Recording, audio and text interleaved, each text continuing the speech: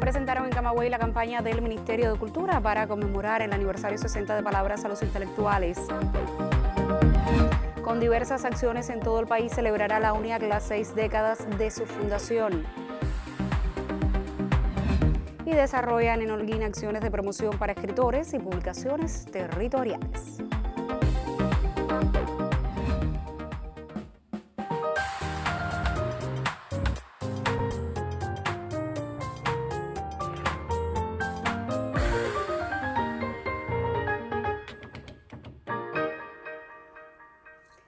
Saludos desde La Habana, es miércoles 17 de marzo de 2021 y abrimos la emisión centro de la semana del noticiero cultural de la televisión cubana.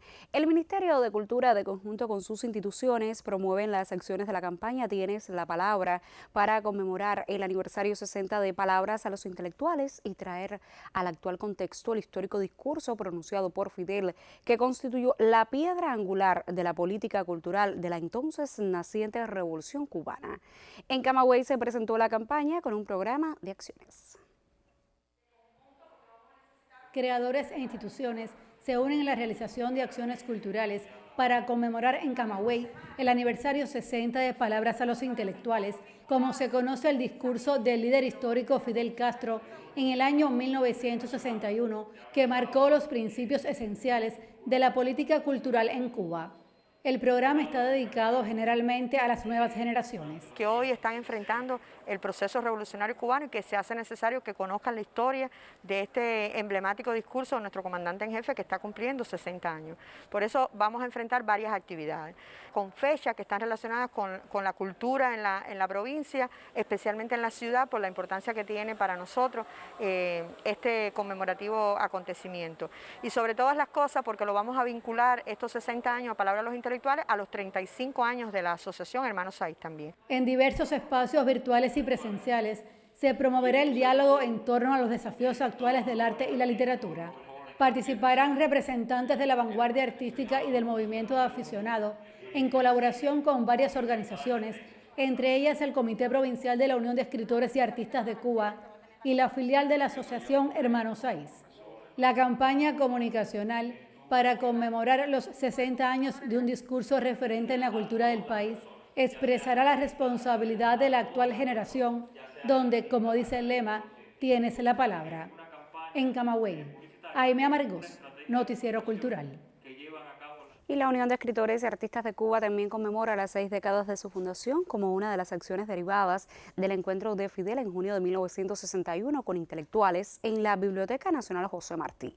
2 meses después surgió la UNIAC para reunir a la vanguardia artística cubana. A propósito, se organiza un amplio programa conmemorativo que incluye homenajes, encuentros teóricos, presentaciones y desde escenarios digitales también. En la Isla de la Juventud, nuestra corresponsal conversó con uno de los miembros de la organización sobre el impacto en el entramado sociocultural.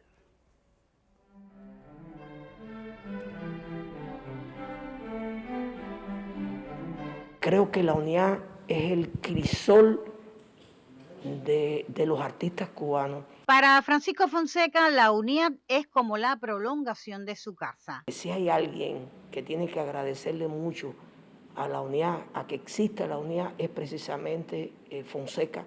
Yo como artista, como actor, como director escénico, porque en la UNIAC yo he encontrado una casa. Su voz delinea el viaje de una organización que abraza a los escritores e intelectuales en nuestro país.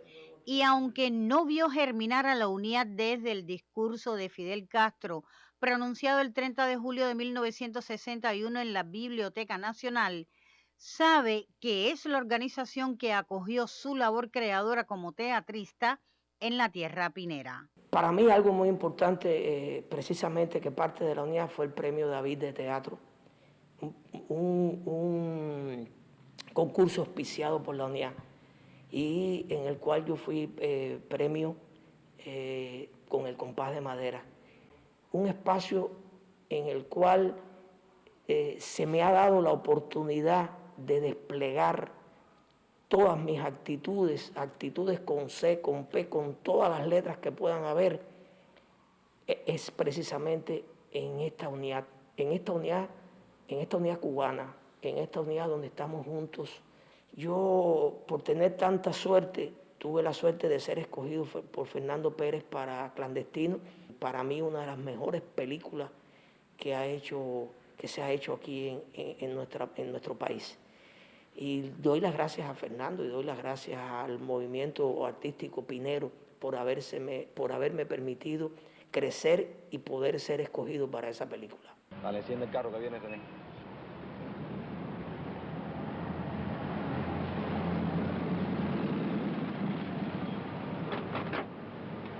La gente ya está en el registro. Yo creo ser un humilde teatrero, un humilde miembro de esta unidad, a la cual le debo más de lo que le he podido dar y ojalá me queden muchos años de vida para poder darle mucho más a esta unidad, a nuestra unidad, todo lo que pueda darle. Katia Álvarez, Noticiero Cultural.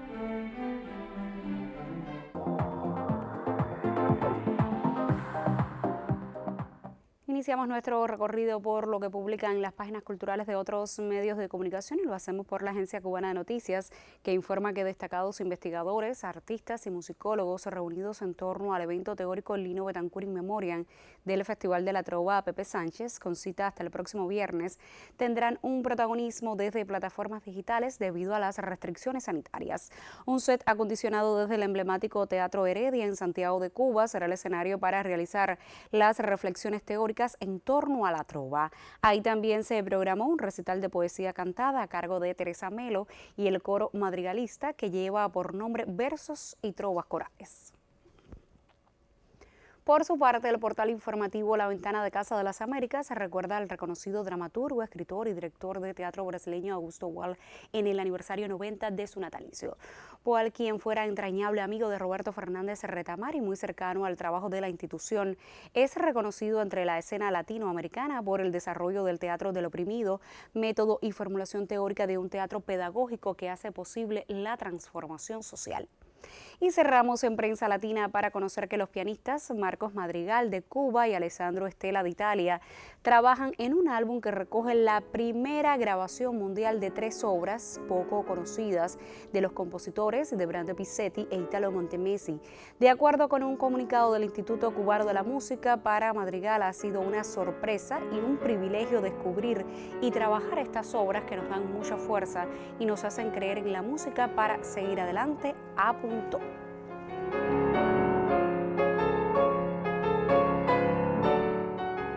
Y precisamente con un fragmento de las interpretaciones de Marcos Madrigal cerramos nuestra revista de prensa solo por hoy. Vamos a hacer una breve pausa en nuestro recorrido informativo y al regreso le estaremos hablando de literatura.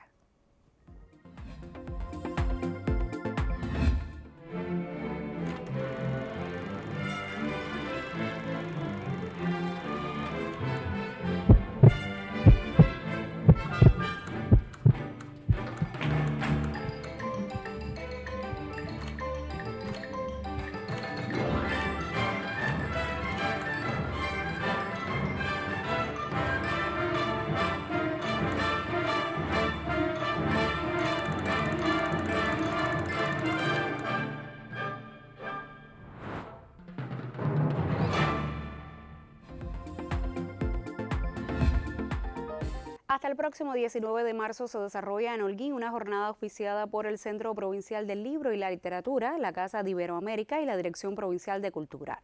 La iniciativa se dedica cada día a una editorial de la provincia y se acerca al quehacer de prestigiosos autores locales. Del 16 al 19 de marzo, la Casa de Iberoamérica y el Centro Provincial del Libro y la Literatura de Holguín desarrollan la campaña online Escritores por la Vida, una iniciativa que surge como alternativa ante la suspensión por segundo año consecutivo de la Feria Internacional del Libro en la ciudad debido a la COVID-19. El objetivo es que nuestras redes sociales argumenten sobre el trabajo literario que están haciendo nuestros escritores y directamente llevarle esta literatura, que no exista un apagón literario ni un apagón cultural en nuestro país en sentido general. La campaña, que se dedica cada día a una editorial de la provincia, se acerca al quehacer de prestigiosos autores locales como Moisés Mayán y José Luis García, quienes obtuvieron en el año 2020 el Premio de la Crítica Literaria y el Alejo Carpentier, respectivamente.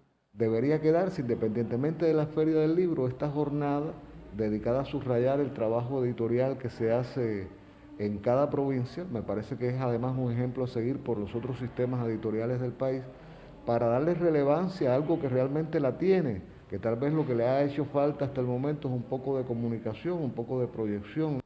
Una excelente oportunidad además para intercambiar sobre los nuevos desafíos de los sellos y la labor comercial de las librerías en un territorio con una destacada riqueza autoral. Desde Holguín, Bernardo Cabrera, Noticiero Cultural. Y de la literatura y sus protagonistas seguimos hablando en esta emisión, ahora por intermedio de la colega Magda Resic y su invitada al segmento de entrevistas en primera persona.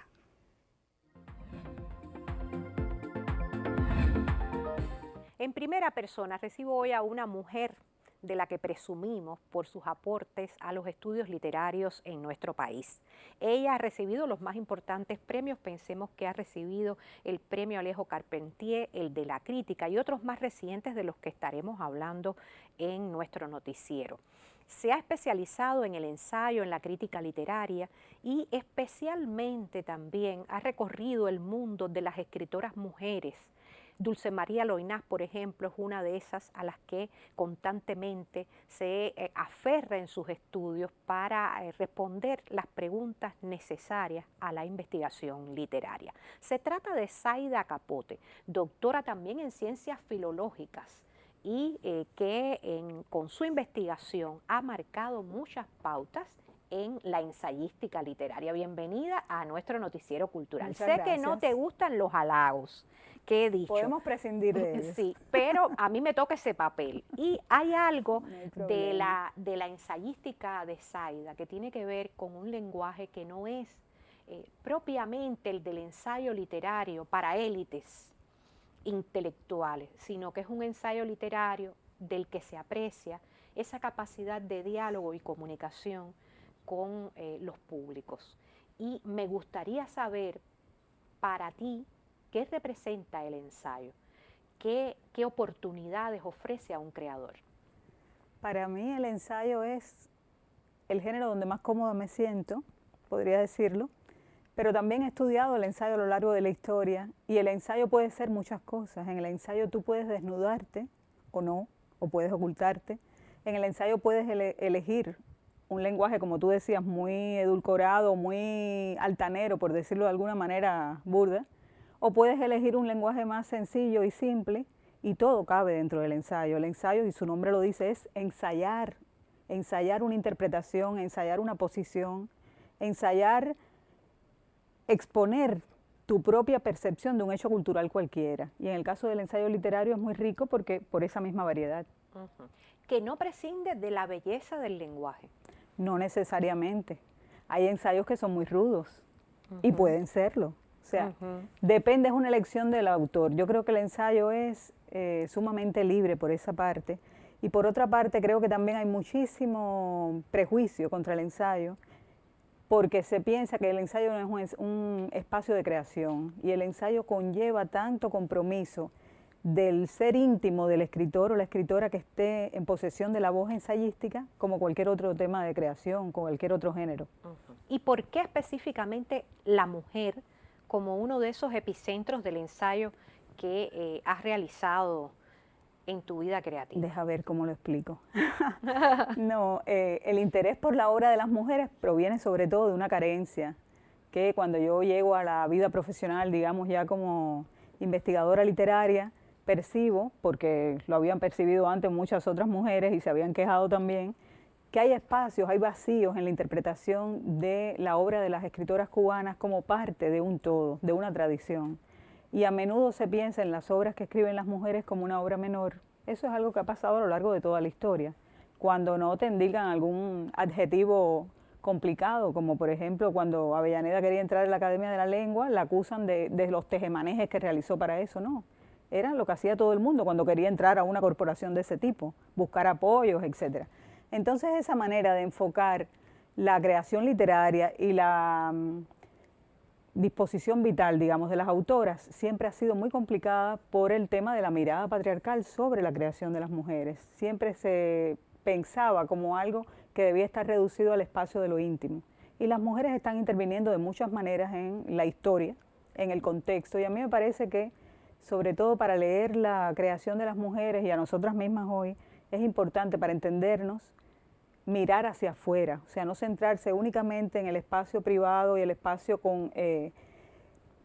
digamos, enmarcado en la individualidad o en la personalidad de la escritora, que era algo que se explotaba mucho también, sino ver el contexto en que esa escritora está escribiendo y por qué elige una manera u otra de expresión. Recientemente ha recibido el premio Alejo Carpentier de ensayo por un texto que se titula Tribulaciones de España en América, 3 episodios de historia y ficción. ¿Cuáles son esos 3 episodios? Son 3 episodios complicados. Como yo decía en una entrevista anterior, este libro lo que intenta es revisar nuestra relación con España, que es de abrazos y trompicones, o sea, de tropezones, porque realmente somos familia, pero una familia complicada. Y el libro se centra en 3 episodios sucesivos, vamos a llamar así, de la historia cultural cubana en relación con España y americana. El primero trata sobre la conquista de América, cómo la novela hispanoamericana, empezando por El arpa y la sombra de Alejo Carpentier, trabaja ese espacio de encuentros y desencuentros, como se dijo mucho cuando se cumplían los 5 siglos, y cómo se ficcionaliza ese encuentro histórico y las divergencias entre una perspectiva y otra. ¿Qué dijeron los conquistadores? ¿Qué dicen los novelistas hispanoamericanos? ¿Cómo se burlan? ¿Cómo reescriben esa historia? Ese sería el primero y se llama El continente navegante, porque quiere decir que el continente americano navegó en la ficción, en la imaginación, primero de ellos y luego de los autores latinoamericanos. Y el segundo capítulo trabaja la salida en Cuba en 1852 de una colección de cuadros de costumbres que se llamó Los cubanos pintados por sí mismos. Y hubo un crítico cubano que se quejaba porque los autores no eran cubanos, muchos de ellos eran españoles, muchos de ellos no eran autores, digamos, consagrados, eran gente del teatro o la prensa, y este autor estaba reclamando ese espacio y reclamando además la representación, por ejemplo, de epítomes de la cubanía como el tabaquero, que la persona que hacía la descripción decía que el tabaquero era muy dado a la bebida, al robo, en fin. ¿Cómo se discutía la idea de la nación en esos espacios del costumbrismo? Y también el contexto, ¿no? La libertad de imprenta, todas las discusiones culturales que había en la época. Y el tercer capítulo se centra sobre la huella en la literatura cubana, que es una huella muy extensa y muy tremenda, de la reconcentración de Valeriano Weyler al final de la guerra.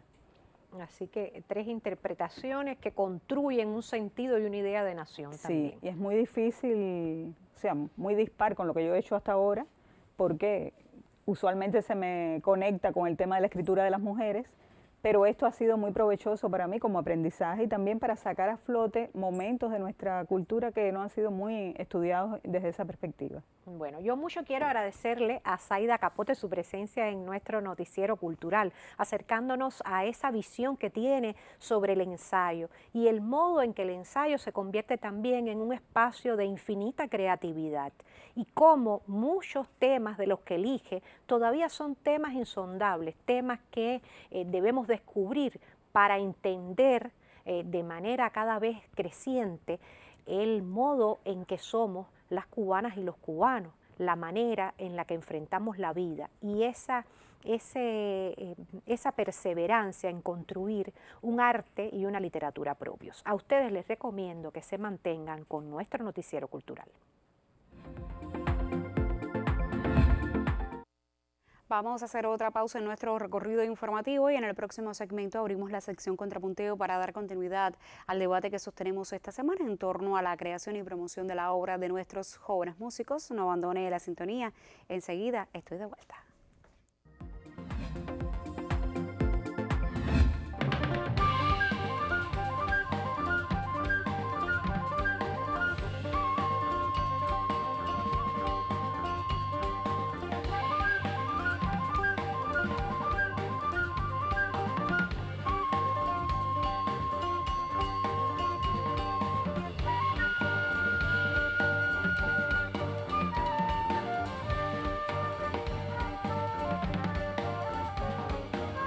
las generaciones futuras, que serán, al fin y al cabo, los encargados de decir la última palabra.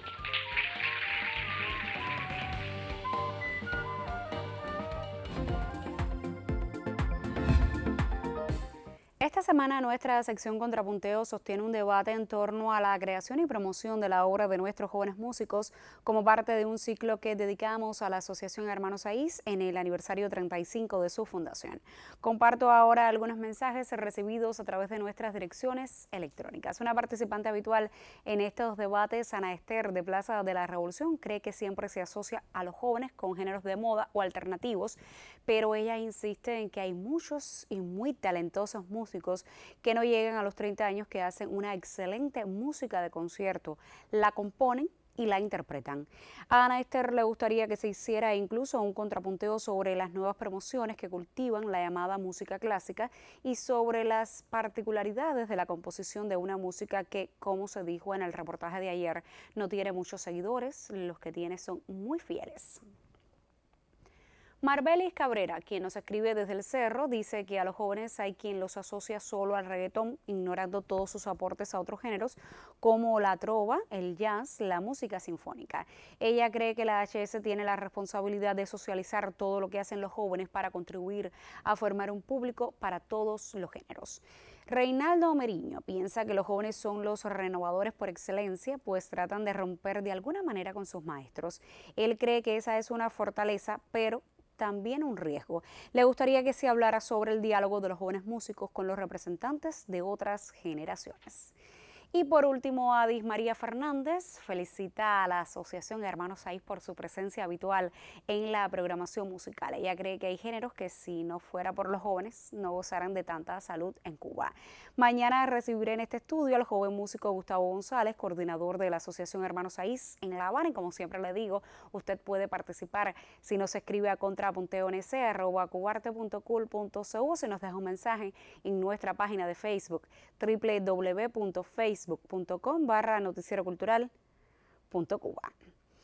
Y de música seguimos hablando al cierre de esta emisión. El reconocido músico y director de orquesta Adalberto Álvarez compartió sobre su más reciente etapa creativa y cómo le ha marcado especialmente en este tiempo de aislamiento social.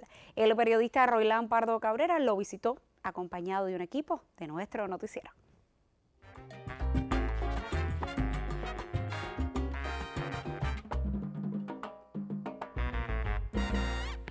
Este ha sido un tiempo difícil para la música, o sea, para todo el mundo, pero para la música en particular y para el arte, diría yo, en todos los sentidos, para los que trabajamos con público, fundamentalmente porque necesitamos el contacto del público para poder trabajar, para sentirnos mejor. En este caso nosotros que tenemos una orquesta que hacemos música bailable, pues se nota aún más todavía. Me imagino que no solamente la música bailable, un grupo de rock, cualquier persona que haga música directamente en el teatro pasa lo mismo, en fin. Esto nos obligó a empezar a buscar variantes cuando vimos que se iba a extender, que la cuestión no era de una semana ni de 15 días. Nos dedicamos entonces a sentarnos en el piano, a sentarnos con el ordenador, a escribir letras, a escribir canciones, a retomar, a hacer proyectos, a soñar. Porque la única parte buena de todo este mal es que muchos hemos tenido el tiempo que no tenemos en una vida normal para sentarnos a escribir y para tener tiempo de pensar. En mi caso, comencé a hacer un proyecto de un disco, pero me dio mucha gracia porque cuando llegué a los estudios a grabar, me encontré con todo el mundo en el estudio, todo el mundo estaba grabando. Entonces yo dije, bueno, parece que las musas llegaron todas juntas, o la necesidad de escribir, de todas estas cosas, como la canción, se agolpan unas a otras, ¿no? como la canción de la tarde de Cindo Garay. Entonces vi que prácticamente empezamos a hablar, surgieron proyectos de alianzas incluso. Ha servido para eso. Va a salir mucho material de todo el mundo cuando todo esto pase.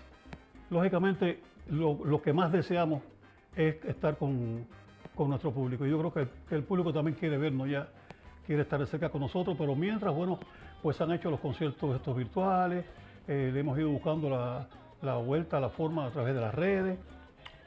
Es verdad que no es igual. No es igual porque tú tienes que ver, ahí sí te hablo del caso de la orquesta que hacemos música para bailar. Tú tienes que ver al bailador.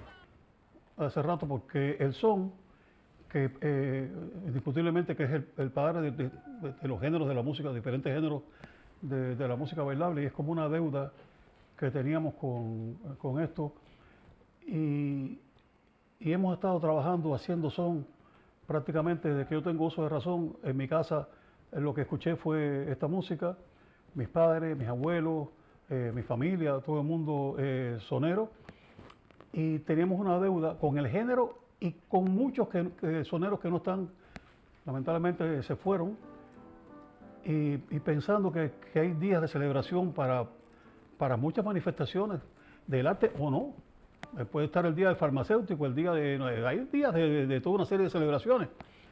El son tenía que tener su día, y comenzamos con ese empeño, que fue muy bien acogido, por cierto, cuando se hizo el planteamiento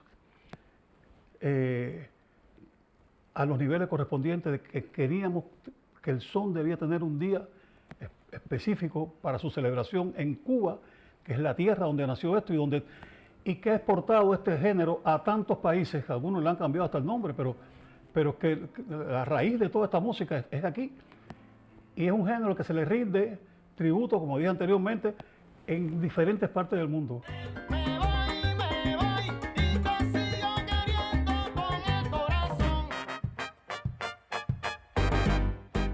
Final. En esta emisión del Noticiero Cultural le pusimos al tanto de la presentación en Camagüey de la campaña del Ministerio de Cultura para conmemorar el aniversario 60 de Palabras a los Intelectuales. Conoció de las celebraciones en todo el país a propósito de las 6 décadas de la UNIAC y le contamos de las acciones que se desarrollan en Holguín para la promoción de escritores y publicaciones territoriales. Gracias por acompañarnos en esta entrega informativa. Nosotros, por supuesto, regresaremos mañana con otras noticias del arte y la literatura en Cuba y el mundo. Hasta entonces, me despido, como siempre, con un saludo desde La Habana.